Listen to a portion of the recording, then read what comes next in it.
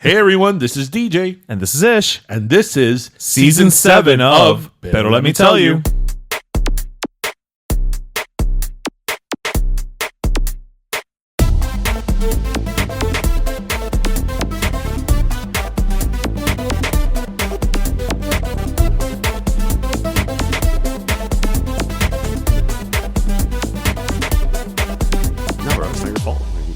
Technology happens. It is what it is. All right. So you've just heard me apologizing to today's guest host because we've had a little bit of a time trying to connect here. Technology is not always our friend, but I have the pleasure of welcoming back to our show one of my favorite guest hosts. Don't tell the other ones. David Ulloa. Thanks so much for stepping in for DJ today, man. Hey, it's my pleasure. I love hanging out with you guys, and if it's just you and me, man, all the better for it. Right, we're just hanging out. Like, you know, again, I have not been back to Shiver, your podcast, for a while now, and I feel like you need to rectify that. But you know what? We're going to take that off air. We're gonna you know, this is not this is not the airing of the grievances at Festivus. So we'll we are only at the feats of strength right now. Right, which is what we actually went through trying to get this call connected. So yes, you're not wrong, my man. So how have you been? I mean, I know you're a teacher, but it's summertime, so you're off. You're relaxing, right? I wish. I always elect. It is my own doing. I elect to teach summer school. So I will be done next week. Oh, okay. All right. So Friday, the 28th or whatever that is, then I will be done. Okay. And then I can relax. But it's definitely, I mean, it's not as grueling a schedule as it is during the regular school year. Okay. Well, that makes sense. Yeah. So basically, Yeah. I'm getting you less stressed, but still some stress. There's almost no stress. Like there are no stakes for me here. Like it's just I go in, and if they don't do their work, they fail, and so like it's that easy. I love it. And yeah, it's kind of like there's no stress on me because I'm giving them like very basic grammar and literature, and if they don't do it, they fail. Like this is their last chance to recover. So what you're saying is it's not your responsibility if they're dumb. No, Got it. It isn't. Got I it. still have to reach out to parents and let them know the student isn't doing well, but that never happens in summer school. See, in my mind, though, I just picture you reaching out to the parents and being like, "Your kid's dumb." I'm a little bit more decorous than that, but Okay, fine. It's only because I say it without saying it. all right, but that's only because you use words like decorous. So that's why. That's why you do it a little bit more, you know, a little more finesse, as it were. Oh, Dios mío. So, you know, again, thanks for stepping in here. You know, it was I know it was very last minute that we asked you to come in, but you know, you did it in a pinch, and you're, like I said, one of my favorite people to hang out with, and that's not just blowing smoke up your ass.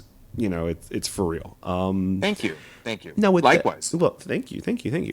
Now, with that said, though.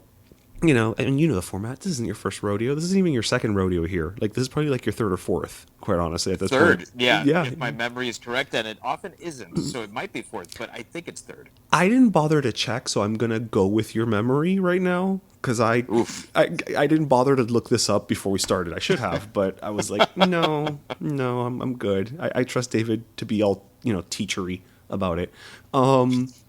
So I'm actually going to pass it over to you. You know, I'm going to let you as the guest, you know, you can start it off. Like, so you know how we roll here. We bring the topics and we have the chit chat. So I'm going to use a sports metaphor and hit the ball to your court, or however that works. I don't know. I don't do sports. Yeah. That works. Yeah. That sounds like a thing. That's balls and bats and things. I don't know.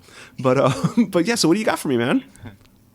Okay. So for me, like the moment I started thinking, well, you know, we've got to talk about something, and incidentally is tangentially related to Miami. Okay. The great Donald Sutherland passed away today. Yes, I saw that, and I was honestly, it took me aback because he's one of those people that I knew was old, but I didn't realize was old. Does that make sense? Yes.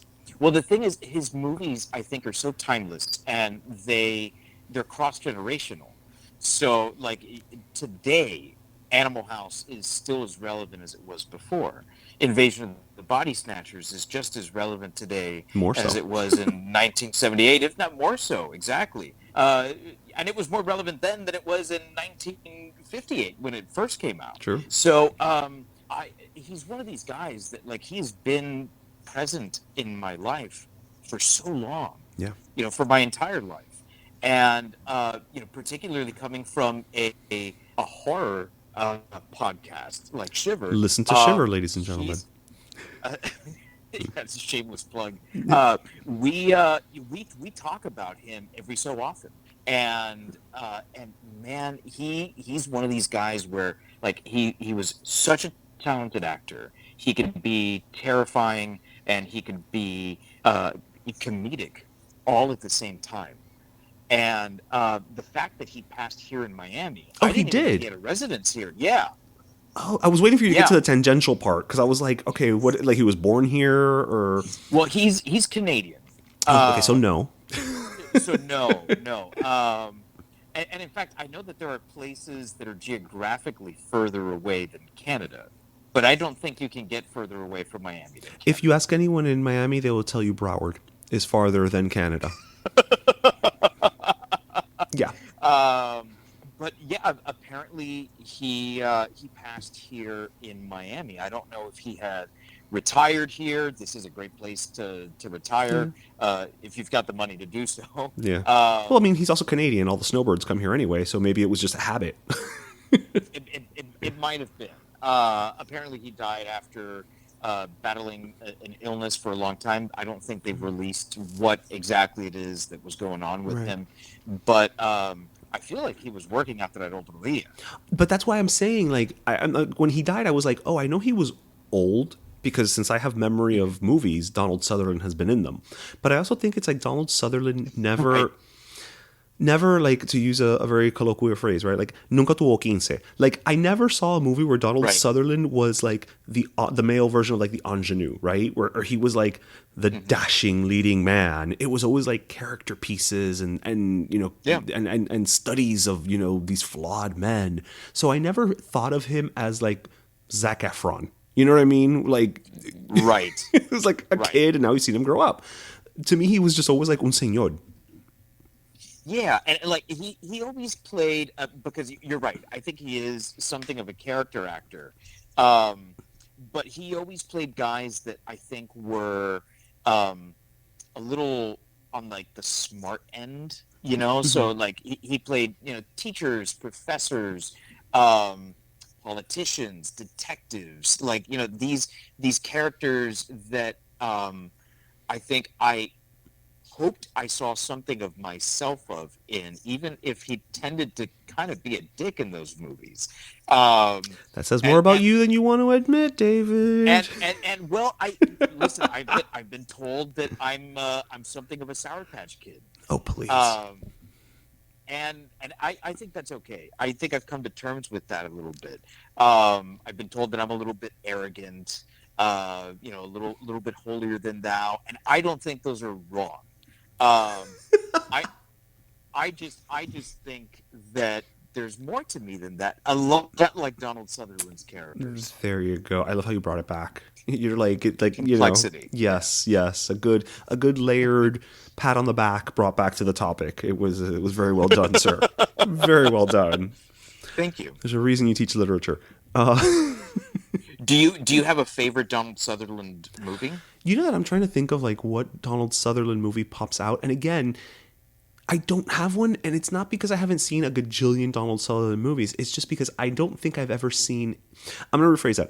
I've seen like a gajillion movies that Donald Sutherland is in. I don't think I've ever seen a quote unquote Donald Sutherland movie, if that makes sense, right? That's fair. Yeah. Like if you were to tell me like, oh, name me, what's your favorite Meryl Streep movie, right? Like I can pull that because it's like these are movies that were marketed as the Meryl Streep movie. Streep, yeah. Or what's your favorite? I'm pulling a blank. Robin Williams movie, right? Because it was marketed as a Robin Williams movie.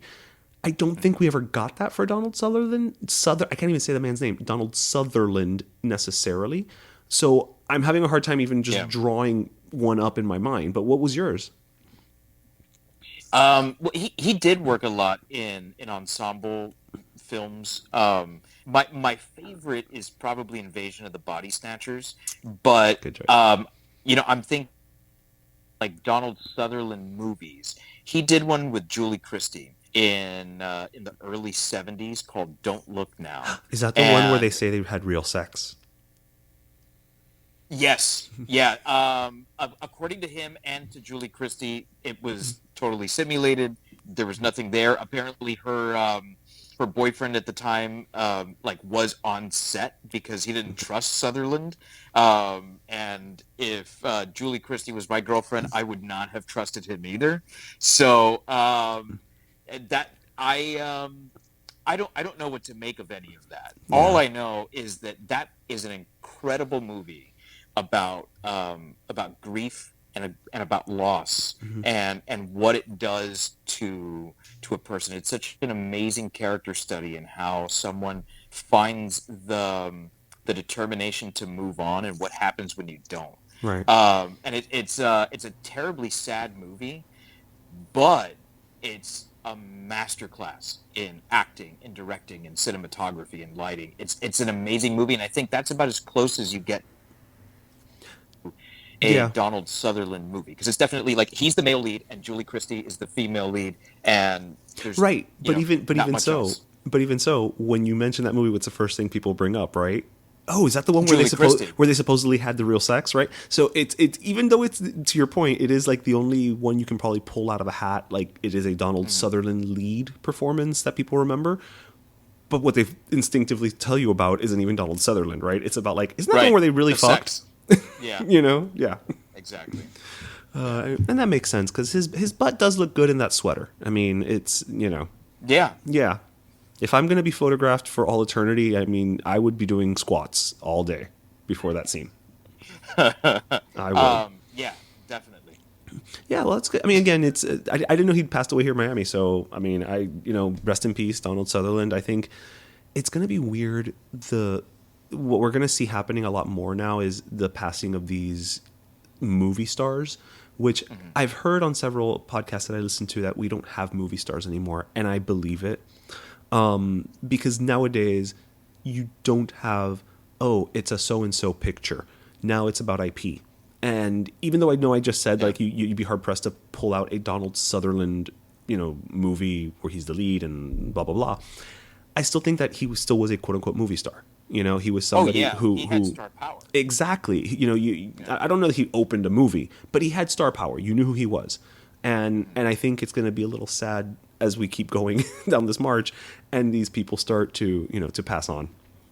You're 100% right, because I think that the last movie star that we have had is The Rock.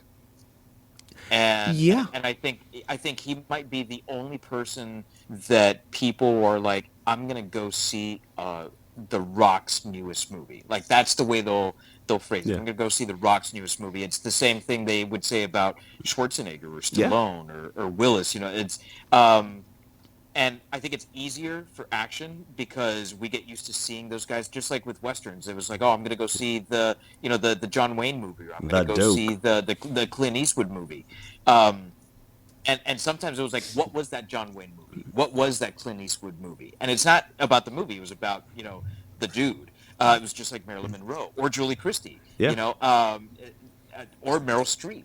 But I think you're right. There's no star power anymore, and I think a lot of it has to do with the fact that it's celebrity now. It's not so much. There's still artists out there, and I'm not trying to say there aren't artists, because there are people like Greta Gerwig that are legitimate artists. Emma Stone is an artist. There are artists out there. But as far as like the world being consumed by film the way it was before, I just don't think so. I think that we're so tied into our devices that the little screen really has taken over the big screen in a way that not even television did. No, yeah, absolutely not. I mean, they thought television was going to kill the movies, and it wasn't. It was the phone. Who knew? Who saw that one coming? Talk about a twist. Not Alexander Graham Bell, I can tell you He that. sure as hell did not see that one coming at all. I think that man was somewhere in his grave being like, they turned my creation into what? Could not fathom that. Not even a little bit. Yeah. But, pivoting off of what, like we're talking about, like everybody's on their phones and their devices. And, we're talking about like star power, celebrity. And I don't know if these two figures that I'm about to bring up fulfill that definition, but you'll see where I'm going with this. So recently, and by recently I mean literally this week, there was a bit of a controversial billboard that went up on the expressway here in Miami. Are you familiar with what I'm talking about? We're talking about this. Yeah. So for those who don't know, I think it's a digital billboard because I do have the picture here in front of me, and it is a billboard that has on one side a picture of older days Fidel Castro, and on the right hand side it has Donald Trump, President Trump, and in the middle it says "No a los dictadores, no a Trump." So this was actually. Excuse me. This billboard was put up by, and I'm looking through my notes here. It was put up, I believe, by like a pack called Mad Dog Pack. And I'm actually going to read a little bit about what Ana Navarro, who is a tangential friend of the show, even though she doesn't know it because we've met her twice, and I was at The View, so we're counting it.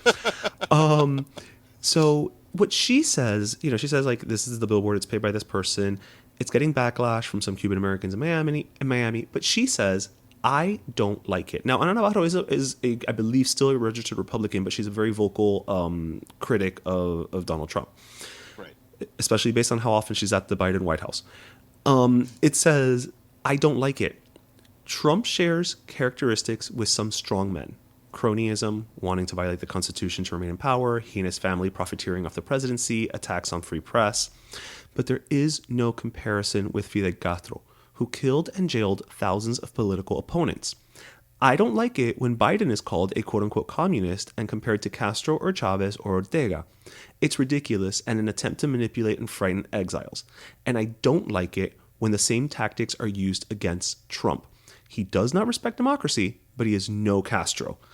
And I thought that was an interesting take on it because I found myself kind of agreeing with her. Like, when Trump was in his presidency, a lot of people were like, oh, he's like Hitler, and I always had such an issue with that because on the one hand, I felt it was it was minimizing what happened in Germany, with World War II. Right. And on the other hand, I felt like it was in some weird way lionizing, and I don't know if that's the right word or the right sentiment I'm trying to convey, Trump's presidency, i.e.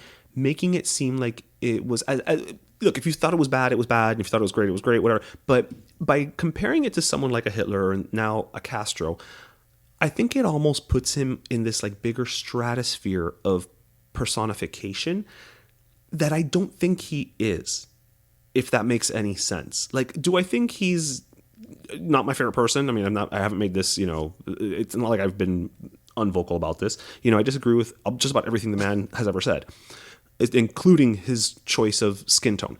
But I don't want to compare him to these evil men, right? I think that you have to at some point reserve that for people who deserve it. I don't know. Am I crazy? The answer is always yes. But am I making any degree of sense to you, David, with what I'm trying to convey? And what do you think of the billboard and all of the hullabaloo? I don't think that the billboard says, in fact, it doesn't say that he is a dictator. But they're equating it. They are definitely equating it. They're hoping you equate it in your mind. Right. But they're not flat out calling him a dictator. Which, to be fair, as Ms. Navarro and yourself pointed out, I mean, he's not. He was elected. Right. He did his job. You can agree or disagree with the things he said and the things he did while he was in office. Now, I think there are things where I like the sentiment behind the billboard is I think that when you try to deliver a message in so few words, there's no room for subtlety, and Well, yeah, it's marketing 101. all of the subtext of what you're trying to say is gone.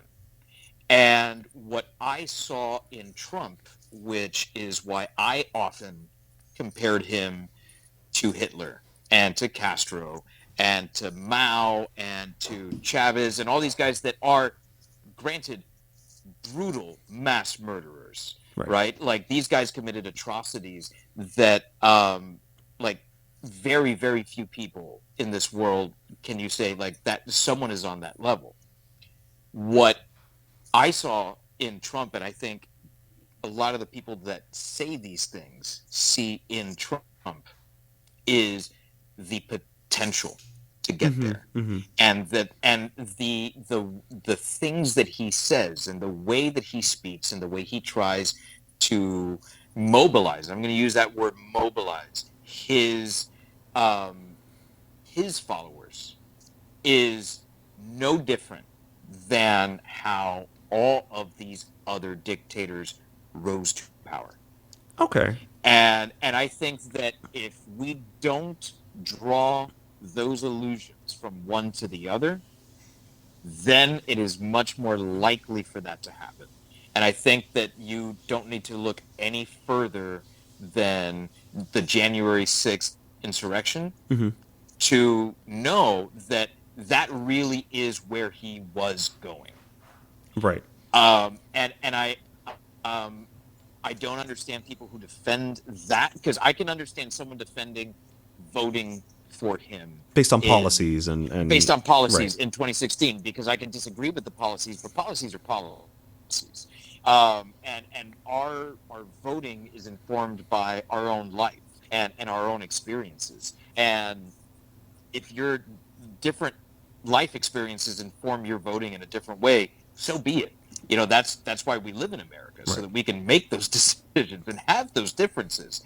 But the defense of that, which is the action of a dictator trying to keep power when he's lost the power, that's scary. And I think that when you don't draw attention to the fact that, hey, that's a dictator move, that's right out of the dictator playbook, you allow those things to be minimized by the side that is committing those crimes, because it was a crime. Right? Is it fair ultimately to, in so few words, compare him to Castro? No, man. I mean, Castro murdered thousands of people, tens of thousands of people. Right. You know, I don't know what the numbers. Maybe it's hundreds of thousands of people. Yeah, nobody will ever know the numbers, by the way. No one will ever know. Yeah. You know, and I've yet to go to Cuba. Same. I would love to go to Cuba. I still have family in Cuba. Oh, really? Wow. Yeah, I do. Not much. I have a little bit of family on my father's side that's still in Cuba, but I would love to go and see these places that my grandparents told me about. Yeah. So my parents came when they were very young. You know, they were like, you know, 3 and 4 respectively. So wow, they were young. They don't really have any memories of Cuba. They've never been to Cuba. So I would love to go and connect with my heritage there. I mean, for God's sake, my grandmother on my mother's side is native Taino. Like, really? That there's more, yeah, like there's no more deeper connection to a land that you can have than being native, like to that land. place, Yeah. of that land. Like I feel proud of being Cuban, and yet I don't go. Right. No, I hear you. Because of what that man did. So, you know, ultimately, to compare him to Castro, I think that what someone is trying to do there is noble, but it's falling on deaf ears. The people that you're trying to convince of this thing, which are the people that need to be convinced that, you know, yeah, this guy's a terrible human being, they're not going to listen when you say that. Yeah, and my biggest gripe with things like this, and again, I feel like I like to think I'm a rational human being. some of my actions to the contrary. But to me it smacks of the same fear mongering. And again, I realize that if you pull at the string, there's like you said, subtlety and the context and everything. But I always bristle whenever you get those flyers in the mail where it's just like, if you let people have free school lunches over summer, that's because you're a communist. And it's like, well, I also don't want children to die of starvation, right? Like, so, I mean, I'm not, like I'm pretty sure there's a happy medium there, right? But it's that. No, I'm pretty sure you're just a communist fan. It's like, true. It's true. I am. That's actually why I love buffets, because you pay one price and you get all you want, right? So it's just, and really they're the ones in charge of how much you get. So clearly buffets are the epitome of socialist communism. Yeah, when you go to that Chinese buffet, let me tell you something. That hostess, she is a dictator if you eat too much. Oh yeah. She will let you know. She will let you know it is no longer all you can eat. It's all everyone else can eat. Yeah. Yeah.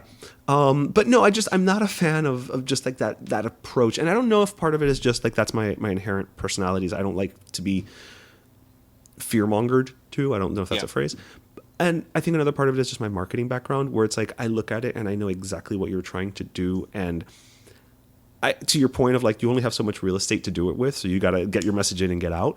But it's kind of like, I think I also analyze it from a different perspective of like, but is this the most effective message? Is this the most effective, method? Blah, blah, blah, blah, blah. I think I go down a different rabbit hole than some other people do, in addition to just like, I don't like the fear mongering approach across the board, like irrespective. Well, and, to that marketing point, I think that anyone who was on the fence about whether or not they wanted to vote for Trump this time around, here in Miami, that is from the Cuban community, you more than likely now have shifted them back towards voting for him. I think I don't know who Mad Dog is. Neither do I. I can't imagine that they know the Miami community very well. Yeah, as I established earlier, I don't do research before. I have to imagine that they did enough research to know that there is a significant portion of Miami's population that is Cuban, that a large portion of those Cubans are situated in Hialeah, because it was very strategically placed. And tellingly, it's in Spanish. It is in Spanish. So it's not even like, well, it was in English, so they don't know. No. It is a targeted ad. Like, to your point, they did the homework about the demographic, that they're trying to get to. But I don't think that they focus group this thing and actually talk to Cubans and see how they would feel when you compare someone to their devil. Right. Because there is devil with the big D, and then there's devil with the little D, and Castro is our big D devil. Yeah. So to say that this guy who is for at most for anyone here in Miami a small D devil, to compare him to the big bad, it's like, bro, get off your fucking high horse and leave me alone. Yeah, because no matter what, it's like, no, he's not as bad because he hasn't done this, which is what my family lived through. So to your point, you bring in your experiences. No, 100%. I think, this is why I'm so glad that you're intelligent, because we can have conversations. Now, I will say, I love for me, myself, I love the billboard. I want a print of it, and I want to frame it, and I want to hang it over our mantle. But for Miami, I know your wife. She's going to have so much thoughts about putting it on the mantle. I almost want to call her right now and have her weigh in on that. But okay, but moving on.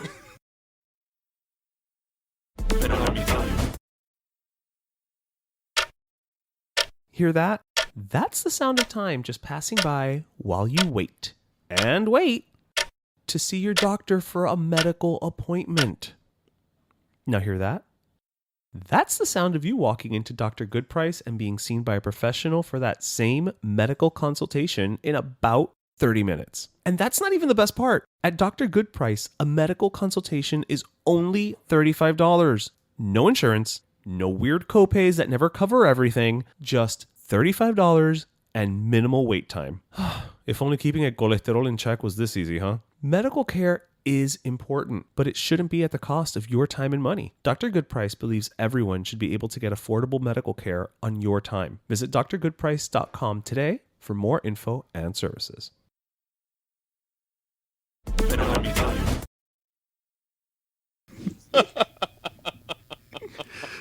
Okay. All right. So that actually was going to be I was in between Donald Sutherland and that billboard. Donald so I'm so glad we talked about. it's a Donald heavy front half of the show. So let's kind of lighten it up a little bit. That's how we do it here. Travis Scott was arrested.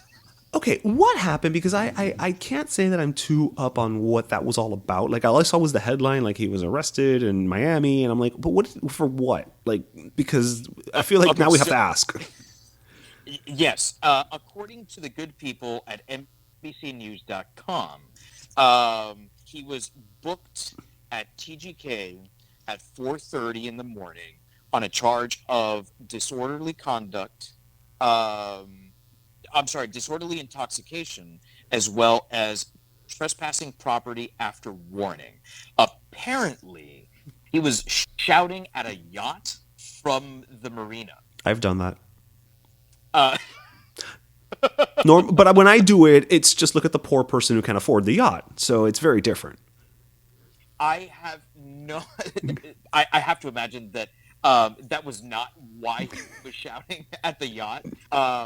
But I have this image in my mind of Travis Scott, who I think is one of the more respected rappers. Like he's pretty, like, people tend to like Travis Scott. I've heard Travis Scott's music. I couldn't tell you a single track, but I tend to like what I've heard.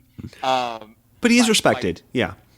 Yeah, I have this like crazy image in my mind of a guy starting a fight with an entire yacht. One man starting a fight with an entire yacht and just like having a rap battle with this yacht where he's standing at the marina rapping at it, and it's almost like Drake and Kendrick. What's this guy? Kendrick. Thank you. Drake and Kendrick Lamar going at it, and the yacht is personified, and the yacht is rapping back at him. It was just this weird thing I had in my mind as I was reading this story. I'm like, what the fuck is going on in this city, man? So I'm going to correct you on one thing, though. See, I need to correct your vision of this, because while he may have been rapping at the yacht, we all know that it's called yacht rock. So the yacht would not be rapping back.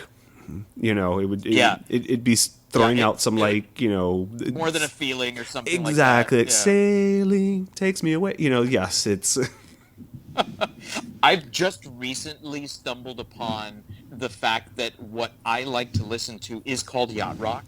Okay, that's one of those terms that I know, but I don't know what it is. Like, I know how to use it properly. I know when to throw it in, but is it really just like soft rock?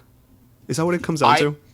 I think that it's like that 70s, 80s rock and roll. Okay, so mid-70s through mid-80s. According to the Google machine, yacht rock is a broad musical style and aesthetic commonly associated with soft rock, like you said, one of the most commercially successful genres from the mid-1970s to the mid-1980s. So some examples would be Earth, Wind, and Fire. Okay, no, because that's funk. I'm sorry. That's funk. Doobie Brothers, Steely Dan. Okay, Yes. that sounds more like soft rock. Toto, Kenny Loggins. Bob Seger. It's got to be in there. Cruz. Yeah, I imagine Bob Seger. This is fantastic stuff. It's all good. I'm not hearing a bad act in there. No. None of it is bad. So I really dig that kind of, like, I love 70s and 80s rock. It is my absolute favorite. The more synthesizer that's in a song, the better it is. I love the beeps and the boops, Boston and Rush are like my two favorite bands of all time, and that's like straight just guitar and synthesizer. Oh no! See, for me, it's an '80s saxophone solo will drop the panties. Just like have at it. Yeah. Yeah. Yeah. Damn! What's the name of the song? I always forget the name of the song. Oh my God! Yes, a great saxophone solo. Jerry Rafferty. Oh yes. Yeah. Baker Street. I mean, What an amazing saxophone solo. Now that's late '70s, but wow, what a great song. the bar has been set. Yeah. Yeah. Speaking of bars, I would like to know though, because obviously Travis Scott was arrested for drunken disorderly, right? Now, did he have just one martini like Justin Timberlake, or was it more? Justin Timberlake doesn't surprise me that he can't hold his liquor. I don't know what it is about the guy, but I look at him and I'm like, I could probably drink you under the table, and I'm a little dude. But listen, the Super Bowl showed us he can't even hold a bra up. So I mean, how's it, like? Yeah, he can't hold his liquor at all. Like, but I love how it's like I've only had one martini, and then with that mugshot, I'm like, but how big was the glass, sir? Like, is it the size of the one that Dita Von Teese uses in Iraq? Yeah, no, there's no way that was just one martini. I'm sorry. All respect to Mr. Timberlake. It could have been one martini if before that he had 5 other martinis. Oh, see, I didn't. So it was just one martini since the last one. Okay, I was never good at math, so that's why I didn't understand. Yeah. It's. Yeah, and he is so gone in that picture, man. You want to talk about gone? I think my favorite part of that story, I don't know if it's true, I honestly kind of don't care, is that the officer who pulled him over was so young he didn't know who it was. And I don't know why that tickles me so, because I just feel like Justin, and again, I have the ultimate love-hate relationship with Justin Timberlake. Darian knows this, where it's like, you know what? You're talented, you're a great dancer, blah, blah, blah, all that bullshit. But there's something about him that just no me acaba de caer bien. Like, there's something about him that he just seems like he's one of these people that I don't know what's behind those bloodshot now eyes. And he just always strikes me as that guy who's just kind of skated through things and never really had to acknowledge his bad acts until the world has kind of turned on him. And then he offers like, the not even half-assed, it's like a quarter-assed apology, where it's just like, well, I'm sorry if you felt that way, right? It's that type of an apology. That's exactly what it was. And it's like, sunshine, there is no way around this one because there's nobody else to, you can't shoulder the blame on somebody else. Like, I will always think of Justin Timberlake and like this. It doesn't take away any of his talent because he is a super 100% talented guy. But when I think of Justin Timberlake, the first thing that comes to mind is the episode of Punk'd, where he is sitting on the steps of his house, crying as he calls his mother. That's what I think of Justin Timberlake. Whenever someone initially says Justin Timberlake, that's the first thing that pops into my mind. I had completely forgotten about that, and now it's like clear as day, baby. Yep. Punk'd continues to be the gift that keeps on giving. It's just, again, I look, I don't know the man, right? So I can't sit here and be like, he's an awful human being, blah, blah, blah. But just, no sé, no me lo acabo de tragar. Like, there's just something about him that You can't say that he's an awful human being because you don't know him, but you can say that he's done an awful lot of awful stuff. Or at least he's done things that he hasn't owned up to, right? Because I'm not going to, look, it's with Janet Jackson, it wasn't, I'm not saying what he did, quote unquote, in terms of removing the bra, the platelet, whatever, was bad because that was the act. What I will say is that when this poor woman was being dragged through the town square, he was quiet. He didn't say a fucking peep. Yeah. Right? Like, he literally, like, threw a smoke pellet. It's like he became a ninja, disappeared into the mist. Like, and that speaks to your character. That speaks to who you are. La pobre Britney Spears, and yes, I know I'm the Britney fan on the podcast, but, cheated on him. Fair enough. You know what? Nobody's perfect. This and that. He made an entire fucking like, well, this is going to be the next single, and I'm going to use this. Like, oh, she used the virgin. Ha ha ha. Yeah, right. It's like, sir, you know what? Who are you to be casting these stones? And now, I guess those are just ice cubes in his martini that are being thrown. So I'm not gonna feel bad for him. I'm just not. I'm sorry. I'm not gonna feel bad for Justin Timberlake. Yeah, I can't feel badly for him. And like sometimes I feel like, oh, I know I should feel badly for this person, but I don't. That's not the case here. No, at all. With him, I don't. No, I don't feel bad. Sorry. And again, I'm not being holier than thou, because Lord knows I've done my fair share of driving when I shouldn't, and I'm gonna assume, as someone who's over the age of 25, you probably have too. Yeah. But for me, it's not about that, right? It's not about what he was doing. It's about the fact that it's like he got caught doing something, and there's no one he can kind of shift the attention to. Yeah. That's entirely it. That's what it is for me. Like, other than that, like, you know what? I don't care. I'm not here to, be holier than thou or on a high horse or any of that bullshit.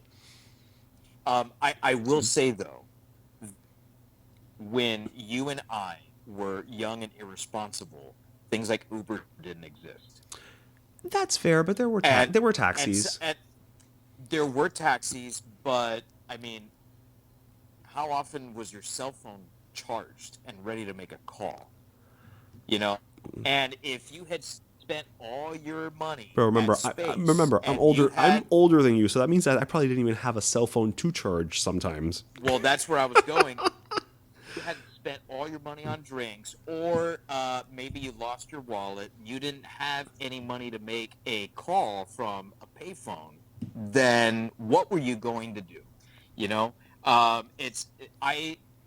I'm not excusing anyone ever driving drunk. Yeah. I've done it and regret that I've done it. Yeah. But there's certainly no excuse today. Right. I see what you're saying. It's like, yeah, I mean, and listen, I have a friend who, like, vaya, estaba yo por milagro, because he, drove home. He's like, I'm okay. It's been a while since the last one, and he fell asleep at the wheel. Yeah, it was not good. But now, to your point, there's no excuse nowadays. Like, there's ride shares. Like, and honestly, I think to a certain degree, especially if you're a celebrity, but if you're so fucked up, like, you can probably find even someone at like a bar, like the bartender or something, who would be like, you know what? Hey, I'll order this for you. I will order this for you. Give me your number. Give me a way to get in touch with you so you can reimburse. I don't know. You just think outside the box. Like, there will be people who will be willing to help you. Like, I have taken, well, it was a friend, not a stranger, but I have, like, if I saw a friend was just totally blotto, I've been like, guess what? You're getting in the car now with me, and we're going, because I'm in better condition than you. So we're just gonna get you home, and we can come get your car tomorrow. Like, I have done that personally. Oh, you know what? I just thought of something sad. What? What if Justin Timberlake doesn't really have any friends? Oh. Like, what if everyone that's around him is a hanger-on? Okay. Counterpoint to that, then they have even more of a vested interest in him not dying in a car crash due to drunk driving. You're right. They have more vested interest to keep that tour going without incident than anybody else in this world, all right? Because they're like, no, the meal ticket cannot end this way, my friend. No, Nina. You know what? That's a good point. I retract my former statement.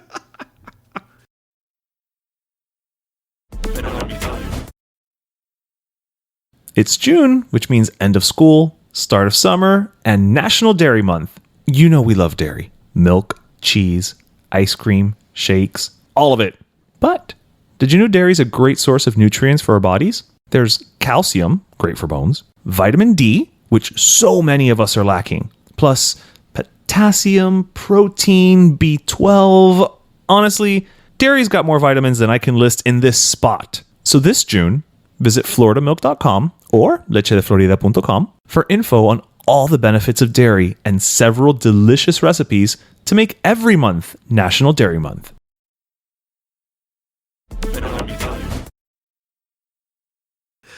Oh, Well, David, I mean, we've been chatting, and again, I could go on forever, but you know what? Instead of having a martini, though, we're gonna have, in honor of our partnership with the Florida dairy farmers, we're gonna have our last milkshake, and appropriately enough, this week's milkshake that we are going to have and award is a piña colada milkshake. How appropriate is that for the conversation we were just having, right? Now, That sounds so good. Now, obviously, guys, if you're listening to this in the car and you're having a piña colada milkshake, it's got to be virgin, okay? But the recipe is in the show notes, and you can decide if you want to add a little something extra or not. But yeah, we're handing out a piña colada milkshake this week to our deserving, to a deserving person, place, or thing, as we say. So, I will let you go first if you'd like, because you're the guest, or I can go first. I will leave it up to you. Do you want to play or pass? No, I'm gonna play. All right. I'm gonna play. In the hopes that maybe the Panthers will play tomorrow. There you go. So my last milkshake is going to go out to two dudes, business partners, Ben Potts and Brian Nessahan. Okay. These guys are the co-owners, founders of Beaker and Gray in Wynwood. Ooh. And Beaker and Gray is one of those places that I don't know how often you frequent Wynwood, but this was a place that I think helped get Wynwood started. 100%. The Wynwood that we know today. You know, like my earliest memories of going to Wynwood and saying, "All right, this is Wynwood," was Kush and was Beaker and Gray, and they just announced that it's closing after 10 years. Oh wow! Only 10 years? I feel like it was longer. I do feel like it was longer. And man, it's been a crazy 10 years because I think of what Wynwood was, what Wynwood is, where Wynwood is going. And it is legitimately one of my favorite areas in the city. I love to go to Wynwood. I love to just be there, whether it's to have drinks or have food or to just walk around and see the walls, take photos. Like it's a great place, and I think that Miami owes a lot to Beaker and Gray for getting that sort of like artistic side of Miami back.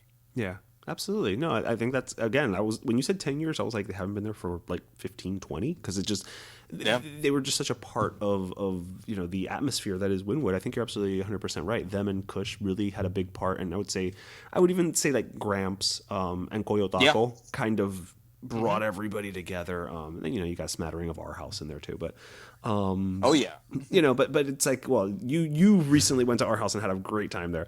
Fantastic time. Yeah, but I mean, no, Beaker and Gray, that's a great one. Like, again, I hope they open up something somewhere else, because clearly they understand the market. They understand the city. Yeah, absolutely. Awesome. All right. So I'm going to give my last piña colada milkshake. In staying in kind of the arts world, I'm actually going to give it to the Adrian Arsht Center, and specifically to our contact there, Gino. The Broadway Across America series just recently came to a close, and they invited us to go see Les Mis. Actually, that's where your wife is tonight. It is, yeah. And they have been so fantastic with us. They invite us to all of their, not just the Broadway shows, but the local productions with the local theater, City Theater, Zoetic Stage. Whenever there's a community event, like with the community dance, they always have us over, and Gino's always so welcoming and so fantastic. And, especially nowadays where there was recently, due to reduction of the state budget, there was a lot of cuts to the arts. I forget the exact number now, but I really do, and I know we talk about it a lot here, specifically with with our I was gonna say partnership, but our friendship, I feel, is more adequate to say with the Arsht. Support the arts, guys. Like, get out there. There is local art to be seen, whether it's paintings, sculptures, plays, concerts, and when I say concerts and plays, everybody always automatically thinks like, oh, the Taylor Swift show, or the Les Mis that's touring the country, and those are great and those are important, but there's also so many smaller shows that you don't know are happening with local talent, local voices. Shameless plug. This Saturday, June 22nd, I'm actually going to be in a play at Gable Stage called Laughs in Spanish. They have a role that they've been rotating with local influencers, and they invited me to partake in it. It's the last weekend of the show. And it's just so cool. Like when I sat there and was part of that initial table read, again, my role has literally no speaking parts, so there was no reason for me to be there. But I was invited, and I was like, this is my Broadway moment. It was just so, it hit me all the feels, because I was like, oh, this is what a play is. It is these creatives, the director, the writer, the stage manager, the costume person, you know, all just getting together to create this thing from the ground up. And I can't stress enough how important that is, and how much I appreciate the Arsht for just really being the epicenter of it for Miami-Dade County specifically. So yeah. Last Piña Colada Milkshake to the Adrian Arsht Center, again specifically to Gino for being such a fantastic contact for us, and and for you, Beaker and Gray. So I think that's a nice rounded. I mean, I think we can just maybe take Gino from the Arsht to Beaker and Gray, and they can make a Piña Colada Milkshake for all of us there, right? I would love that. I know. Ay, ahora tengo ganas de tomarme un batido. Yeah, but I'm gonna stay and sleep that one off. Put some rum in mine. Okay, well, duh. I mean, we just said we know how to ride share. We can. We basically just gave Uber a free plug. So let's go. Let's just follow that down the rabbit hole, shall we? Again, David, thank you so much for joining us. That brings us to the end of the episode.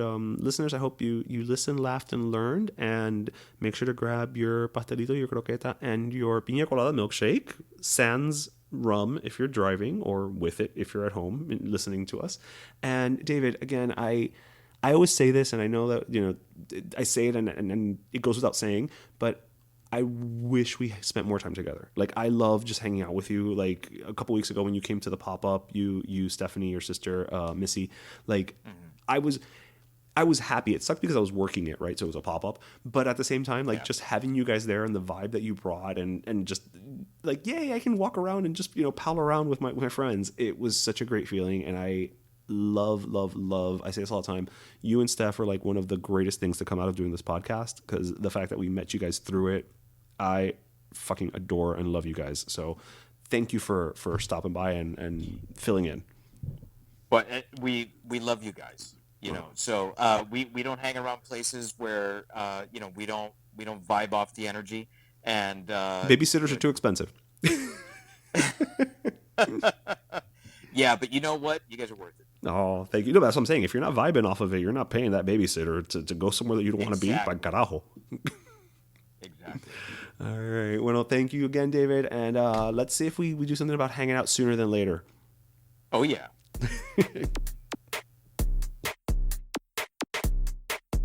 Pero Let Me Tell You is co-hosted by Darian Borges and Ismaeliano, produced by Ismaeliano, and our theme, Pero Let Me Tell You Freestyle, is composed by Michael Angelo Lomlaplex, the official gay guy.